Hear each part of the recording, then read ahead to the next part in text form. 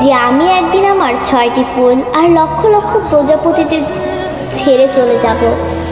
এমন একটা দিন আসবে যেদিন আর্মিদের মাঝে সকালে ঘুম থেকে উঠে আর্মিরা ফোন হাতে নিয়ে মনে পড়বে যে আজ বিটিএসদের লাস্ট কনসার্ট বা আজ তাদের ডিসব্যান্ড হওয়ার দিন। আর্মিরা আমাদের 7 রাজাকে হারাবো।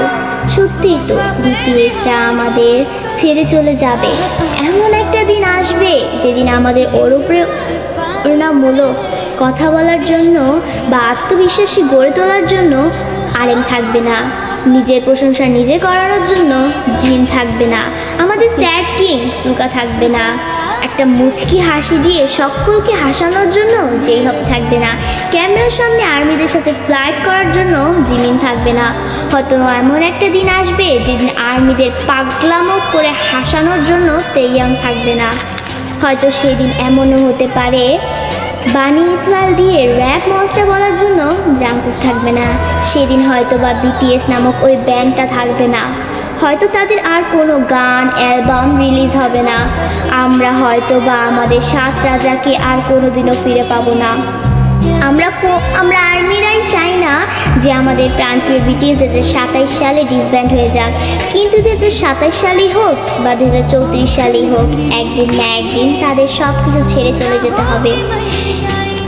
ডোরেমনও তো রোবট হয়েও সারা জীবন নোবিতার কাছে থাকতে পারেনি, তবে বিটিএস মেম্বারও তো মানুষ, তারা কিভাবে পারবে আমাদের সাথে সারা জীবন থাকতে? তবে তারপরও আমি বলবো আমাদের প্রিয় বিটিএস কোনোদিনই ডিসব্যান্ড হবে না। তারা আমাদের হৃদয়ের মাঝে চিরকাল থাকবে। দিন শেষে একবার আমাদের রিয়েল আর্মিদের মনে পড়বে আমাদের 7 রাজার কথা, তাদের সেই পাগলামোর কথা, তাদের সেই অনুপ্রেরণামূলক কথাগুলো, এবং এটাই হচ্ছে রিয়েলিটি। আমি কোনোদিনও চাইবো না যে আমার পাগলামো ভালোবাসার মানুষগুলো আমাকে ছেড়ে চলে যাক। তাই আমি এসির কাছে দোয়া করি যে সৃষ্টিকর্তা যেন আমাদের প্রিয় 7 রাজাকে কোনো দিনও আমাদের থেকে দূরে না সরায়। তিনি যেন সারা জীবন আর্মিদের মাঝে তার 7 রাজার সাথে হাসি খুশি দিন কাটাতে পারে।